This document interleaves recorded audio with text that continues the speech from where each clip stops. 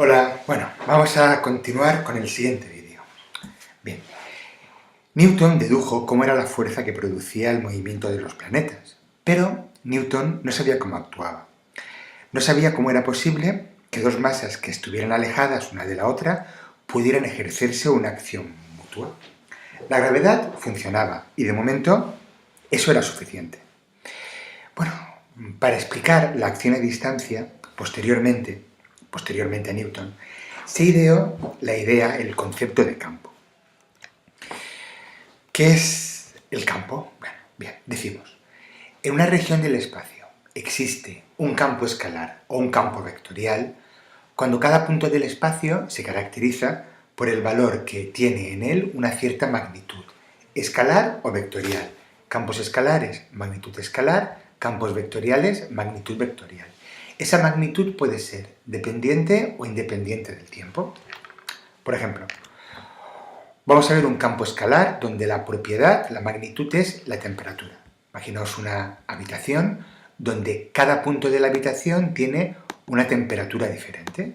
Todos estos puntos están a temperatura 1, esto es a temperatura 2 y esto es a temperatura 3. Hay un campo de temperaturas. Cada punto del espacio tiene una temperatura. Vale. Esto es un campo escalar porque la temperatura es una magnitud escalar. Ahora vamos a ver un ejemplo de campo vectorial. ¿Vale? Imaginaos una tubería que tiene aquí un estrechamiento. Por la tubería pasa el agua a una determinada velocidad. De manera que, debido al estrechamiento, aquí la velocidad es mayor y aquí la velocidad vuelve a ser la misma que antes. Tenemos un campo vectorial, un campo de velocidades. En cada punto del espacio, la velocidad, en este caso del agua, es diferente. Como la velocidad es una magnitud vectorial, esto es un campo vectorial. Vale. Vamos a intentar entender el concepto de campo gravitatorio. Vamos a suponer que en una zona del espacio no existe ningún campo. ¿Vale? Si hubiera un campo, cada punto del espacio estaría caracterizado por el valor que en él adquiere una cierta magnitud. Como no es así, no hay nada que caracterice a los puntos del espacio. Y todos los puntos son iguales. Podemos decir que son indistinguibles. Al colocar en cualquiera de ellos una masa, ésta no experimenta ningún tipo de interacción. Daría igual que esa masa la colocáramos en un punto que en otro. La situación sería indistinguible. Pero sin embargo, si en esa zona del espacio colocamos un cuerpo de masa m, la situación cambia. Los puntos ya no son iguales. Cada uno de ellos está en una posición diferente respecto a la masa m. De manera que, si yo coloco la masa de antes, ¿vale? Si coloco una segunda masa en cada una de esas posiciones, esta masa experimentará una fuerza que será diferente en función de dónde la coloque yo. Vale. La situación ha cambiado. Decimos que esta m crea a su alrededor un campo gravitatorio. Como la magnitud que caracteriza a cada punto es la fuerza, aquí es F1, aquí F2, aquí F3, aquí F4, y son fuerzas diferentes, ¿vale? Veis que son diferentes porque lo son en intensidad, ya que están a distancias diferentes, lo son en dirección y en sentido. Bueno, pues decimos que el campo gravitatorio es un campo vectorial, evidentemente, y es un campo de fuerzas. Bueno, sin embargo, la fuerza no es la magnitud adecuada para caracterizar a los puntos del campo gravitatorio. ¿Por qué? Fijaos, la fuerza que una masa adquiere en un punto situado a una distancia r de una masa m, esa fuerza depende de la masa que yo estoy colocando. ¿Vale? Depende, evidentemente, de la masa que crea el campo. Depende de la posición en la que yo me encuentre respecto a esa masa. ¿Vale? Perfecto. Pero no me vale para caracterizar a los puntos del campo porque depende de la masa que yo coloque. No es lo mismo que coloque en un punto determinado una masa de 1 kilo que una masa de 5 kilos. La masa de 1 kilo experimentará una fuerza y la de 5 kilos una fuerza 5 veces mayor. Por ese motivo, F no es la magnitud adecuada para caracterizar a los puntos del campo gravitatorio. Vale. Vamos a definir una nueva magnitud. ¿Vale? Esta recibe el nombre de intensidad del campo gravitatorio y se define como la fuerza por unidad de masa, F partido M.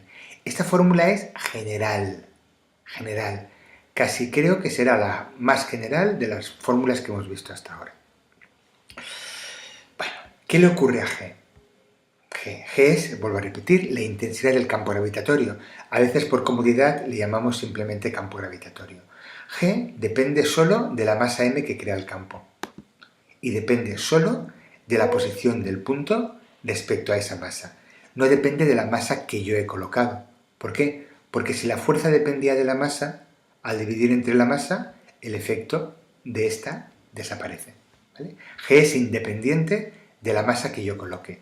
Por lo tanto, G sí que me permite caracterizar a cada uno de los puntos del campo.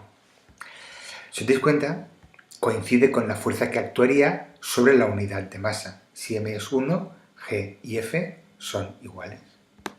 Bueno, el campo gravitatorio que crea en un punto una masa puntual vendrá dada por esta formulita. Esta fórmula es particular, esta es general. ¿Esta por qué es particular? Porque me dice el valor de G creado por una masa M, en un punto situado a una distancia R, por una masa puntual. Pero en general G no tiene por qué tener este valor. ¿Por qué? Porque el campo gravitatorio puede ser creado por una masa puntual, una masa que no fuera puntual o un conjunto de masas, ¿vale? Esto es un caso particular. Y sin embargo esta es una fórmula general. Vale. Características de G. Primero, como ya hemos dicho, caracteriza a cada uno de los puntos del campo gravitatorio. Es una magnitud vectorial. Es fuerza partido masa. La fuerza es un vector, G es un vector. Su dirección y sentido coinciden con los de la fuerza que actuaría sobre una masa colocada en dicho punto. La dirección y el sentido de G son la dirección y el sentido de F. El módulo no, es m veces más pequeño. Por eso, su módulo indica la intensidad de la fuerza que actuaría sobre la unidad de masa. Los módulos son iguales si la fuerza actúa sobre una masa de 1 kilo. Unidades. G se expresa en newton por kilo. Newton por kilo. O, si os recordáis, con G ya hayamos trabajado, es una aceleración. También se expresa en metros por segundo al cuadrado. Esto podríamos considerarlo una coincidencia y veremos que sí que es así cuando estudiamos otros tipos de campo. Pero las unidades newton por kilo son equivalentes a metro por segundo al cuadrado. La intensidad del campo gravitatorio es, además, una aceleración. Cuando hablamos de campo gravitatorio, solemos utilizar las unidades newton por kilo. Y cuando hablamos de aceleración, por ejemplo, la aceleración de la gravedad, solemos utilizar las unidades metro por segundo al cuadrado, aunque son equivalentes. Estas son más exactas cuando hablamos de aceleración y estas cuando hablamos de campo gravitatorio. ¿Vale? Fijaos, ¿qué me indica una intensidad de campo de 4 newton por kilo? Que una masa de 1 kilo experimentaría una fuerza de 4 newtons. 4 por kilo. Si son 2 kilos de masa serían 8 newtons. ¿Vale? ¿Qué me indica también? Cómo acelera esa masa al colocarla en ese punto del campo. Vale. Continuamos. Vamos a ver un pequeño ejemplo. Voy a considerar una masa que crea un campo gravitatorio en un punto situado a una distancia de la misma. ¿Vale? Aquí crearía un campo gravitatorio que tendría la dirección y el sentido de la fuerza que actuaría sobre una masa colocada allí. Es decir, tiene dirección radial y está dirigida hacia la masa que crea el campo. Vale. Si esta masa es de 5 kilos, G, bueno, nos falta otro dato, ¿no? Y la distancia 2 metros, ¿cuánto valdría G? Como módulo sería G grande, M por D al cuadrado. No voy a operar G por comodidad. Esto sería 5 partido 2 al cuadrado, 1,25 G newton por kilo. ¿Esto qué significa? Que si yo coloco aquí una masa de 1 kilo, experimentaría una fuerza de 1,25 G. Si son 2 kilos, 2,5 G. 3 kilos, 3,75 y así sucesivamente. La intensidad del campo gravitatorio en este punto es 1,25 G. Vale, como vector, G tiene dirección radial, ¿vale?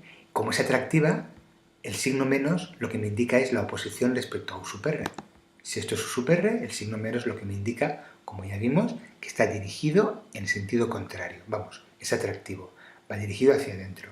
Recordad que la gravedad, bueno, en este caso esto, no me indica que la gravedad, la intensidad del campo gravitatorio sea negativo. Lo que me indica es que el campo gravitatorio es atractivo.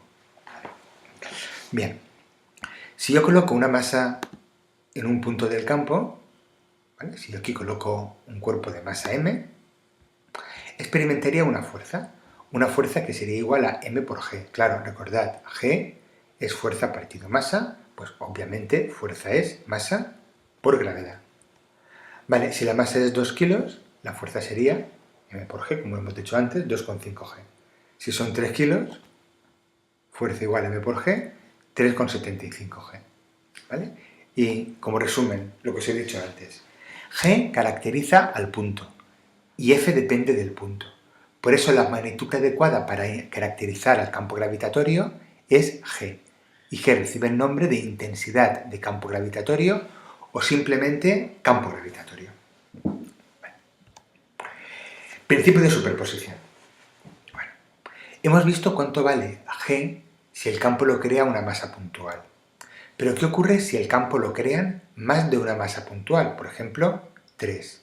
Bueno, pues cada una, en este punto, produciría un valor de G. G1, G2, G3. Y podemos decir que como son magnitudes vectoriales, que el campo gravitatorio que crea un conjunto de masas en un punto P es la suma vectorial de los campos vectoriales que crean cada una de las masas individualmente. ¿Vale? G total sería la suma. En este caso sumo 3 campos. En un caso genérico sumaría tantos campos como masas están contribuyendo a su creación. Eso es el principio de superposición.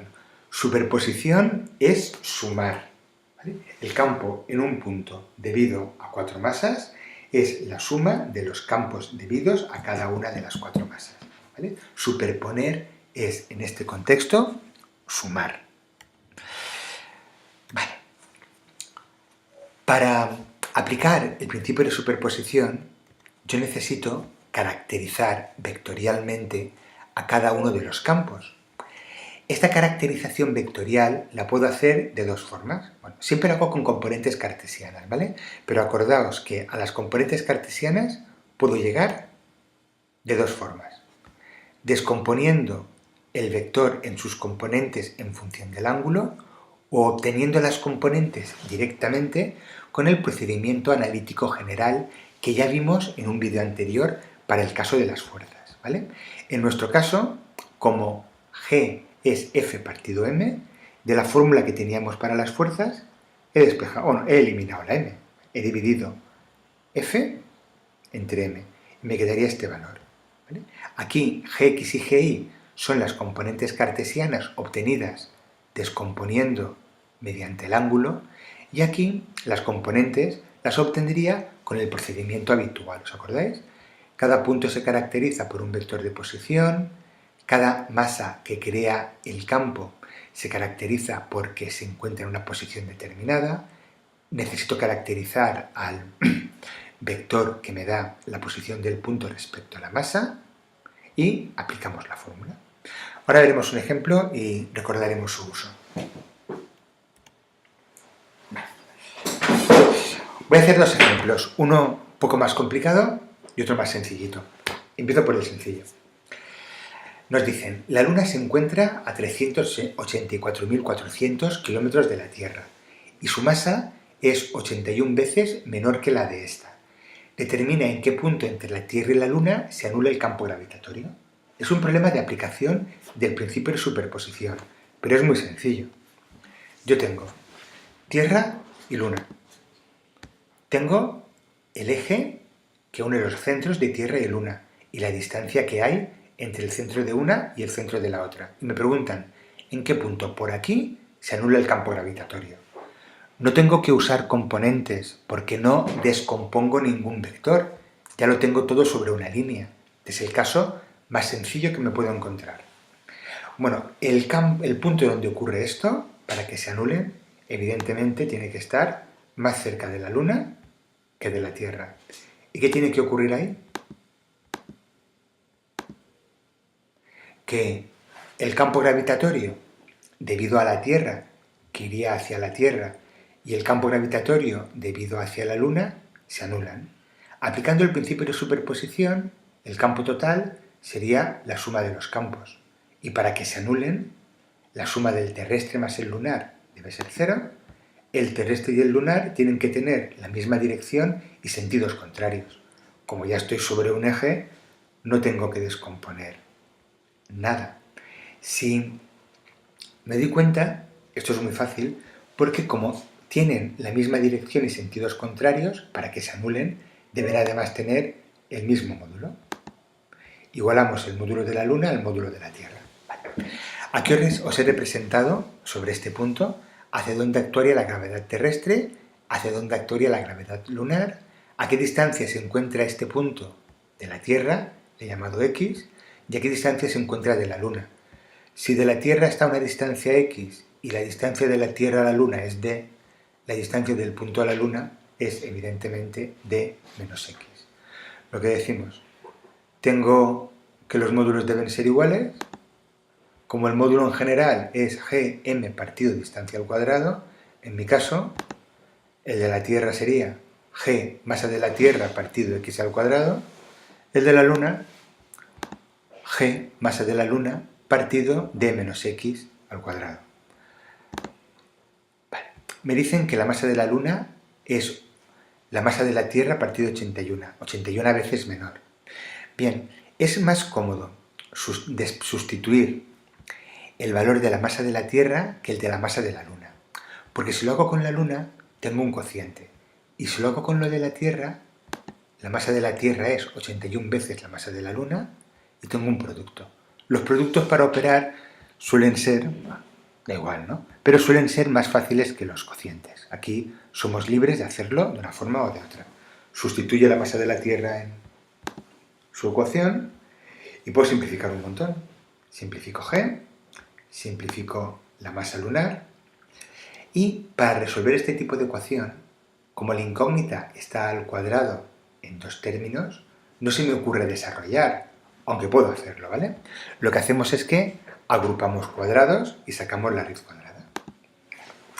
Haciéndolo tendría x al cuadrado partido d menos x al cuadrado igual a 81, o lo que es lo mismo, x partido d menos x, hago raíces cuadradas, es igual a más menos 9. Eso sí, cada vez que hago una raíz cuadrada tengo dos soluciones. ¿Vale? Bueno, pues me toca resolver x partido de menos x igual a 9 y x partido de menos x igual a menos 9. Como hay dos soluciones, tengo que obtener las dos. Vale. Con la negativa, x sería menos 9 por d menos x. Y la positiva, x sería 9 por d menos x. Vale. Vamos a operar cada una de ellas. Aquí, x sería menos 9d menos por menos más 9x. Este 9x pasa aquí restando, x menos 9x menos 8x.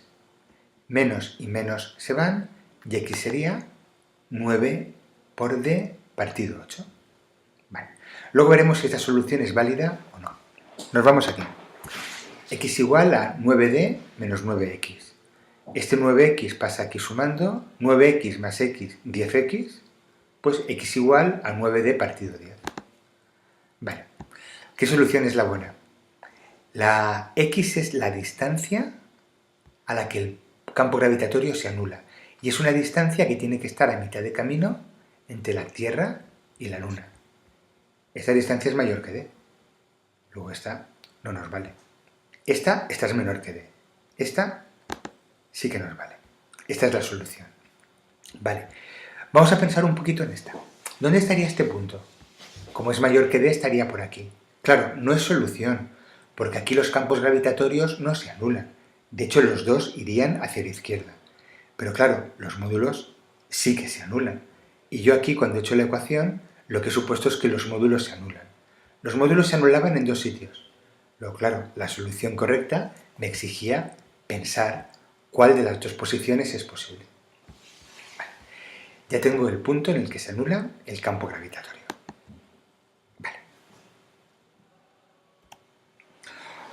Bueno, este es un poco más complejo, o por lo menos es un problema más complejo matemáticamente.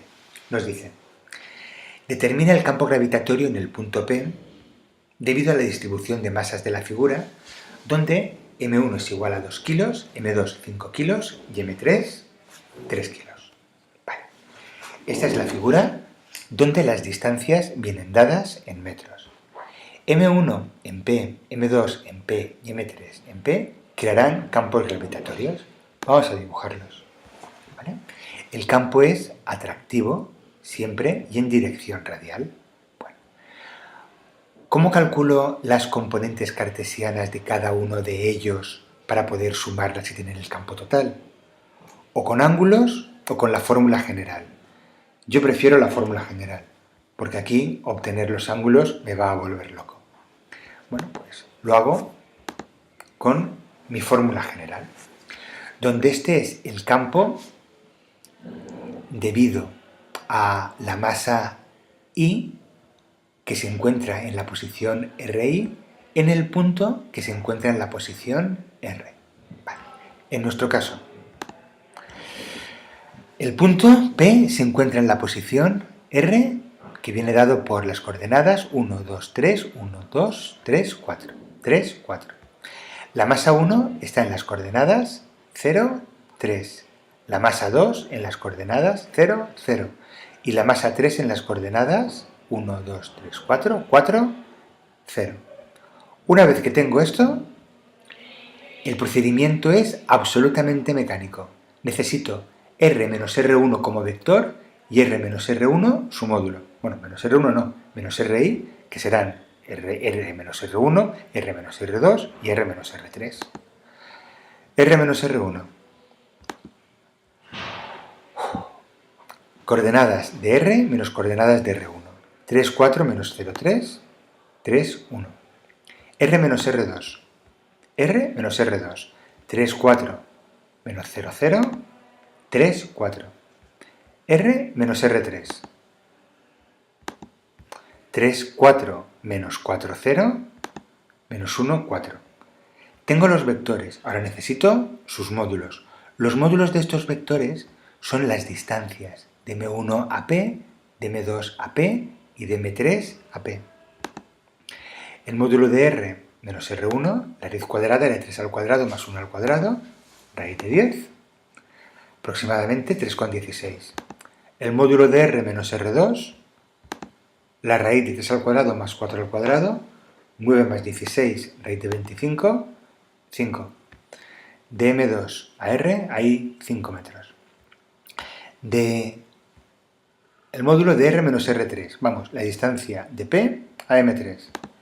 Pues la raíz cuadrada de 1 al cuadrado más 4 al cuadrado, la raíz de 17, aproximadamente 4,12. Y con toda esta información me voy a esta fórmula y la escribo 3 veces. Para M1, para M2 y para M3. Porque tengo 3 masas. Vale, recojo toda la información, escribo la fórmula y la aplicamos. Para M1 eran 2 kilos, pues menos G, 2, el módulo al cubo, el vector 3, 1. Operando todo eso, pero no opero G, 2 por 3, 6 entre 3,16 al cubo, 2 por 1 entre 3,16 al cubo, ¿vale? Obtengo estas dos coordenadas, menos 0,19G, prefiero hacerlo por coordenadas, ¿vale? Pero sabéis que estos son componentes, esto sería menos 0,19GI, menos 0,063G, J, ¿vale? Newton por kilo, ¿vale? Vale, fijaos, tiene sentido, porque este vector, su componente X es negativa, evidentemente, y su componente Y también. Es negativa por el dibujo, no porque sea atractiva. En este caso, ¿vale? Es negativa cuando es atractiva cuando lo pongo en función de U sub R. Aquí, como están componentes cartesianas, el signo depende de la distribución en el plano.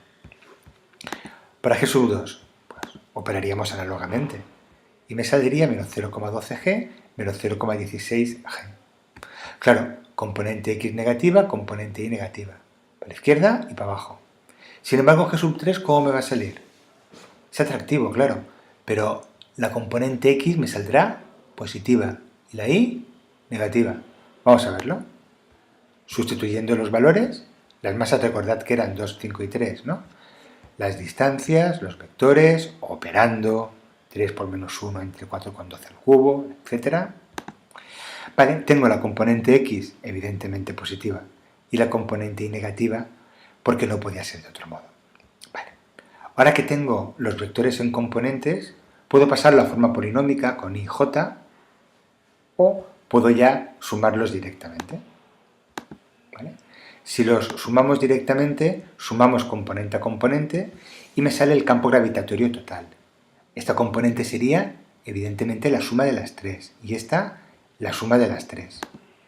Lo escribo con sus componentes cartesianas en forma polinómica y J y puedo, además, calcular su módulo.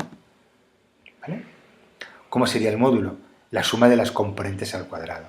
Fijaos, por si nos agobiamos con G. G lo operamos si nos queda más remedio.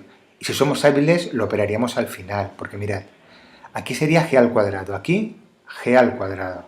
G al cuadrado y G al cuadrado sale factor común, y la raíz cuadrada de G al cuadrado, G. Luego yo haría 0,267 al cuadrado más 0,395 al cuadrado, la raíz cuadrada, y al final le pongo la G.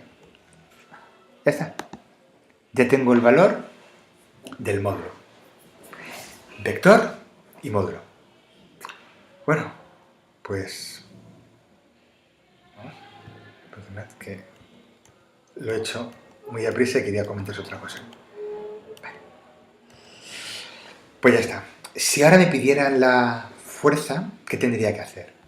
Como tengo la fuerza sobre una masa cualquiera, ¿vale? Como tengo el valor de G, la fuerza sería M por G. Newton por kilo. ¿Qué significa Newton por kilo? Lo vuelvo a repetir. Que si yo coloco una masa de 1 kilo en ese punto del campo, experimentaría una fuerza de 0,477 G. ¿Vale? Módulo y vector. Bueno, pues quería comentaros eso solamente. Acabamos el problema. Continúo. Para un conjunto de masas puntuales, un sistema discreto, ¿vale? Hemos aplicado el principio de superposición, lo que acabamos de hacer en el problemita anterior y lo que he explicado en el principio de superposición. Pero en la vida real no todos son sistemas discretos, sistemas de masas puntuales. Los sistemas son continuos. ¿Qué es un sistema continuo? Pues un cuerpo real, ¿vale? Que no puedo considerar que es una masa puntual. Un cuerpo real es un sistema continuo de masa. Imaginaos en último término, muchos átomos que están todos juntos, es un conjunto de átomos, ¿vale? Esto es un sistema continuo de masas. No tengo partículas puntuales, tengo un sistema continuo, que puede tener esta forma o puede tener cualquier otra. Bueno, ¿cómo calculo el campo gravitatorio creado por un sistema discreto? Aplicando el principio de superposición, porque yo sé cómo es el campo que crean cada una de las partículas puntuales que lo conforman. ¿Qué ocurre con un sistema continuo? Bueno, puedo considerar que el sistema continuo está formado por un montón de partículas muy pequeñas que reciben el nombre de elementos diferenciales de masa. ¿Vale? Son partículas muy pequeñas. Recordad, un elemento diferencial es algo muy pequeño. ¿Vale? De manera que cada uno de estos elementos diferenciales de masa, en un punto, creará un campo gravitatorio. Pero claro, como las masas son muy pequeñas, el campo gravitatorio que crean es muy pequeño. Es un campo diferencial, un diferencial de campo. El campo creado por una partícula, vendría dada por esta expresión que ya conocemos, el campo creado por una partícula infinitesimal, por un elemento diferencial de m, vendría dado por la misma fórmula, pero sería un campo infinitesimal, un diferencial de campo, y la masa sería un trocito infinitesimal, un diferencial de masa. ¿Vale? De modo que el campo total sería, igual que aquí, la suma de los campos.